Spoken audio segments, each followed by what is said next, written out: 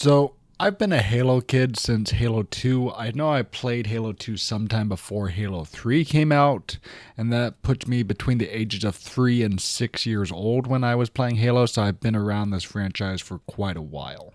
I played Halo 3 a bunch with family. We had this whole Ethernet setup where basically we had a TV on each one of the three floors of our house, and all of them were connected via Ethernet, and we all had our own Xbox 360s to prevent screen peeking as much as possible. But today I'm here to talk about Halo and its major loss of quality. So at the time of recording this, Halo the Master Chief Collection on Steam has around 5,000 active players, and Halo Infinite around this time has around 2,000 active players, which is kind of rough considering that Halo Infinite should be the more played game considering the fact it's free and it's the more like recent release. Like I said before, we were a major Halo household and we had multiple copies of every single Halo game just so we can all play with each other. This kind of stopped almost entirely after Halo Reach because Halo Reach was the last time we were really under one roof. I'm pretty sure when Halo 4 came out, we really only did 2 copies if I remember correctly, when it was just me and my sister in the house. And then we kind of just stopped playing Halo together all that time altogether because my brothers moved out, so it was kind of like a smaller group, and Halo was less fun with a smaller group. But I did keep playing as soon as we got access to reliable internet, and the game I chose to play online by myself was Halo Reach. Not because of any reason in particular. Halo 3 was a great game, but I was mainly addicted to Halo Reach Infection, Alpha Zombies specifically, and just how satisfying it was to headshot the zombies with the Magnum, especially if you had Grunt Birthday Party enabled. That was really fun. In all the different game modes that Halo Reach Forward mode enabled, I remember I played hours upon hours of Halo Reach, and I don't know how, but I remember specifically getting into big custom game lobbies, like we played maps like Fat Boy or like the Jenga game mode. Fat Boy was my favorite. Sometimes we did like Warthog Sumo, but it was hard for me to remember all the different game modes we played. I don't actually remember how I got into these lobbies. Like I remember I had a friend, but like I don't know if I just joined when he was playing, but I do remember very consistently, reliably getting into these big lobbies where we would just play custom game modes for fun. And this was fun. Like this is what Halo was meant to be. It was meant to be a party game you played with your friends. A game is defined by how long it can last outside of its initial release. And I believe Halo Reach had the best chances of survival after, Bungie kind of left, simply because it had the greatest Forge mode in any Halo game up to that point.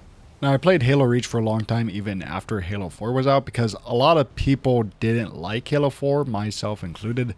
It just didn't really feel like Halo to me, and the whole story of Halo was kind of just seemed off after Halo 3, because the fight was supposed to be finished. Like the whole point of Halo 3 was finish the fight.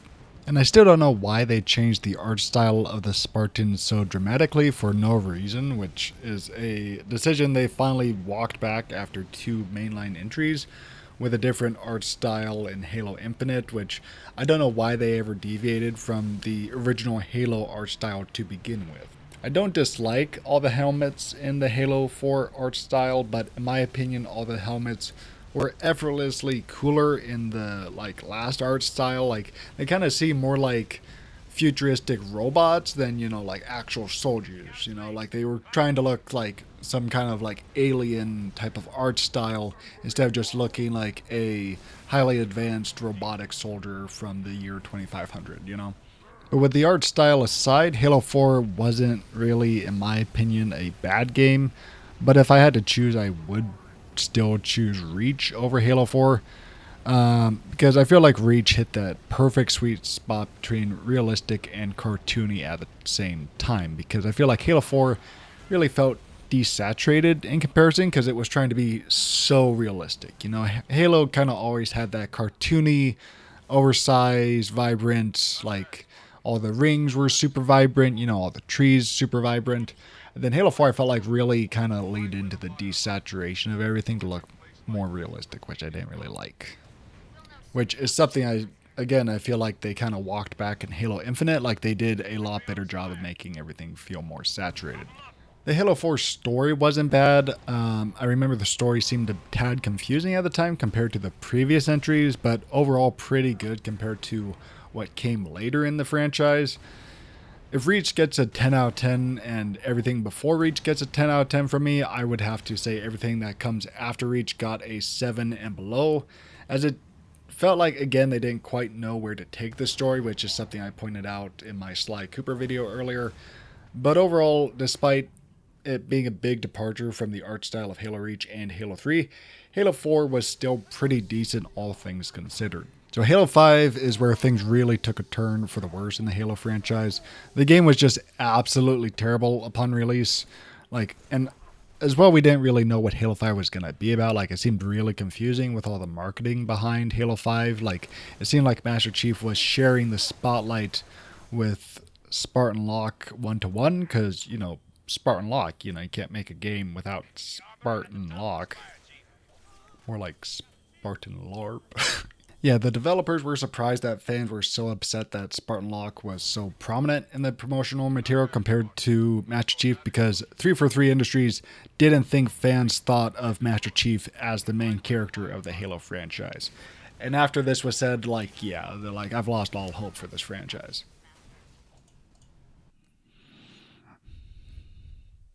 Halo 5 came out and it was a very mixed bag. It was the lowest performing Halo game by a landslide, and it was a terrible game at launch.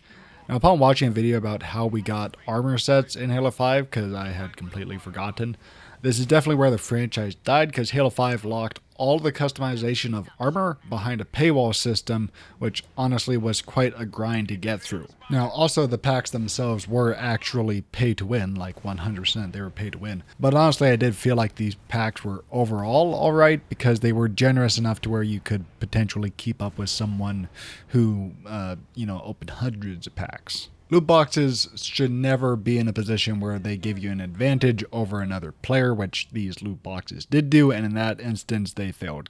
Loot boxes should only be 100% cosmetic based.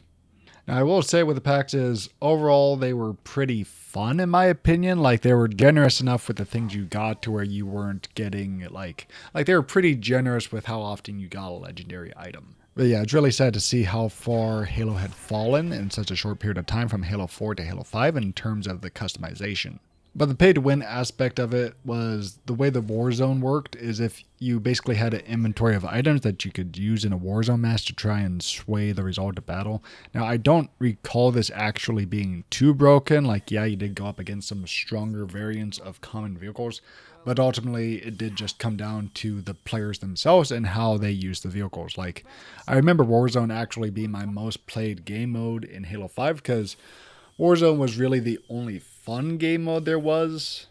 Now, why was it the only fun game mode? Because it took them a year to add game modes other than regular stuff like SWAT, Team Slayer, and some competitive mode I don't remember. They shipped Halo 5 without Infection and Griffball for a straight year. Why did it take so long? I don't know, but in my opinion, Halo 5 was getting really boring really quick, and I remember I quit for a bit because I was just so tired of the same PvP matches that I ultimately did not care about. Because what I was interested in was the party modes like Infection and Griffball. But all I got was the sweaty Team Slayer game modes with competitive. I didn't play Halo to be competitive. If I wanted to be competitive, I would play Overwatch so I can go triple negative on Tracer on competitive. Now, the fact that they shipped Halo 5 without Infection, Forge mode, and just paid-walled customization, that immediately puts it at the very bottom tier of all Halo games, without a doubt. Now, I think it's very stupid when a game locks all customization behind a paywall, because making customization hard to achieve for the average player, you're actually losing a major portion of the player base, and I have a very good reason behind this philosophy.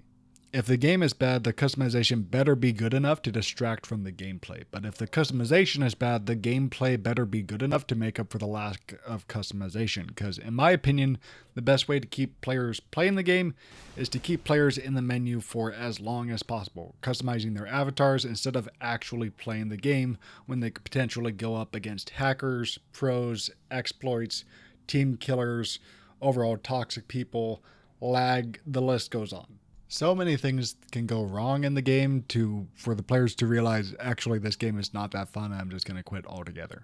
I will say a lot of people won't care about the customization, but I will say in Halo Reach, I probably spent just as much time customizing my avatar as I did actually playing the game. That's because you had to earn everything you ever wanted in Halo Reach. Let's say I wanted one specific armor piece in Halo Reach. Oh, you need to get to this level in order to unlock this specific helmet. Well, now the game doesn't become about me playing Halo Reach to play Halo Reach. It becomes about how quickly can I get to this armor piece, which just coincidentally involves playing the game. And I do feel like this is why games often fail, because there's nothing really to do other than play the game itself. But let's say you're in the menu, you got the peaceful menu music playing, you can take your time customizing your Spartan for the 30 millionth time because it doesn't look cool enough yet. I spent just as much time in Halo Reach trying to figure out the fastest way to get the one armor piece I wanted instead of actually playing the game. The armor was the achievement that I was trying to unlock. The game was the obstacle I had to pass through in order to get the thing I actually cared about, which was the armor. Which is something Halo 5 Guardians just totally ruined and left to RNG totally losing that level of purpose in it. And also another thing is, even though I win or lost the game, win or loss ultimately did progress me towards that achievement of getting that armor piece. So let's say I lose 20 games in a row, a lot of people would just quit out of frustration, but to me I'd be like, at least I'm this much closer to getting my armor at the end of the day, at least it was a win in that aspect. So when Halo 5 replaced all the customization other than colors behind paywalls, the game came about playing the game and giving us money if you want to have that new shiny armor piece. And you have to pay us to get that armor piece, but you can only potentially get that armor piece if you pay us. In my opinion, a good chunk of the Wii's fun was watching other people make Miis, putting their input in on their family members' Miis. Like, oh, that's not you, them coaching them how to make the Mii better. Meaning the Wii had people satisfied without even putting a game in the console. Customization is important, which leads me to my next point. This is where the franchise fully died.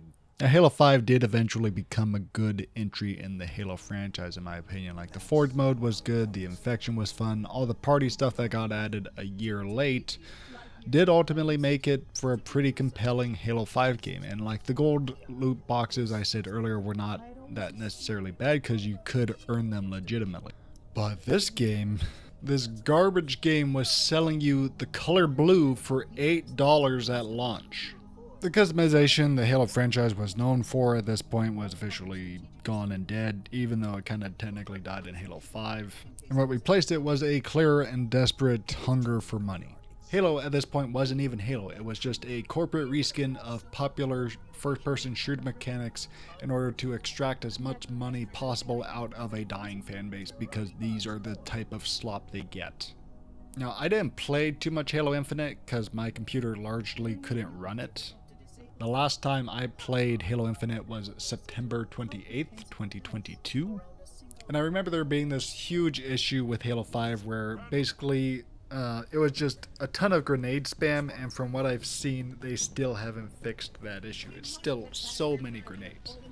I remember not even having fun with Halo Infinite because literally most of my deaths were from grenades because there was just so many grenades on the field. Like, if you die, you spawn with 2 grenades. So you would throw those 2 grenades, someone else would die, and then they would respawn and get 2 grenades, and they would throw those 2 grenades. And it was just this endlessly looping cycle. I don't know why they gave everyone 2 grenades.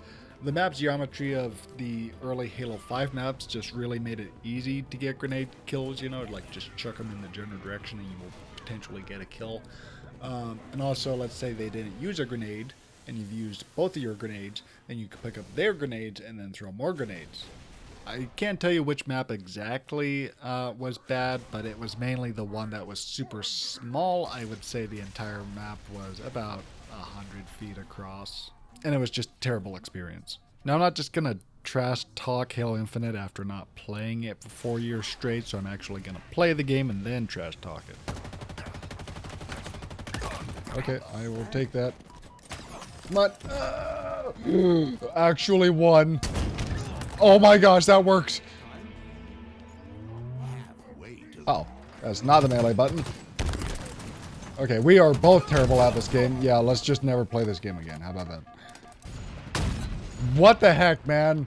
I have yet to hit a shot with that. Okay, I tried pressing Q. I forgot it was F. What? So it was kind of even, and then I'm pretty sure they lost a player. No, but they might as well have. There seems to be some feeding here. Why are they spawning up above me? Why do they get the high ground? What the heck was that? No, here's one. We are losing this rapidly. They are actually making a heck of a comeback. Can't do more. So they're beneath me. That's where they are. Okay, they make it really hard to tell what floor they're on compared to the other Halo games. Not gonna waste a rocket on that, but I will use a rocket on this. Okay. Can I get a kill with a sniper? Okay, you know what? I just give up for the sniper. Alright, so first game on. Does that say 26? Yeah. I may have been a factor. Man, this music is going so incredibly hard. I gotta turn that down. I'm bronze? Oh my gosh, bro.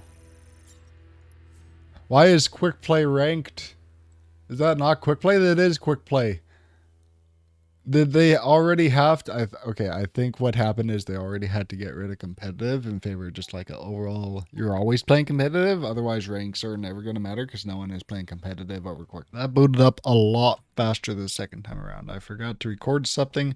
I wanted to show you how stupid this absolute customization UI is. So let's say I go into customize, right? And I go into the armor hull.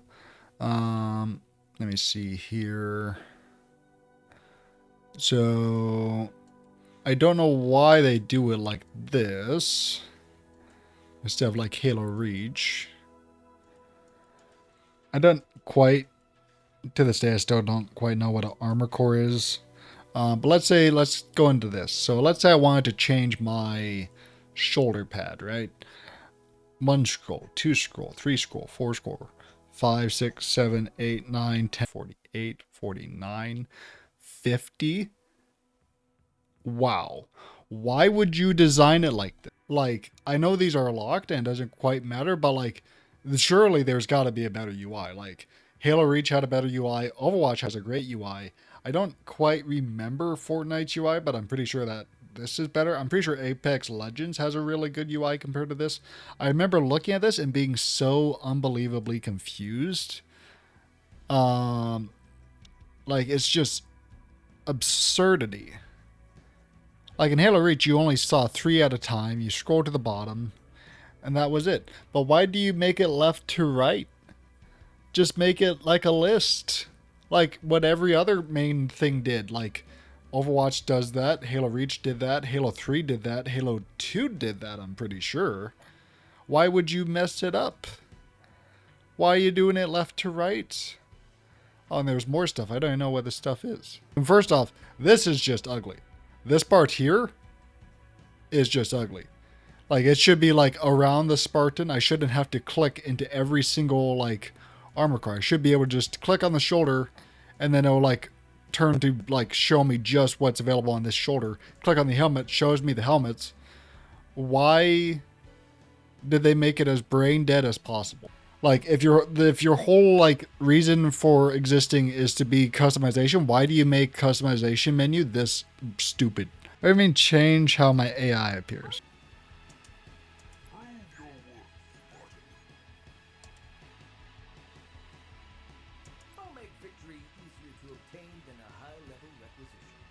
So in order for me to hear this, as far as I can tell, I have to back out of this, right? So let's say I want to hear Mr. Chief. I click into it. The first thing is a store, not listen. I go back. Want to know 117's real name? Pick me and I just might tell you. So in order to hear what the model is prior to buying it, I need to click out of it. Why? So like Battle Pass. This is in the Battle Pass. Take me to the Battle Pass. Okay, so that works. So I still haven't heard what he sounds like yet, but if I back out of it, You may let me in, but can you take me out? why is it like that?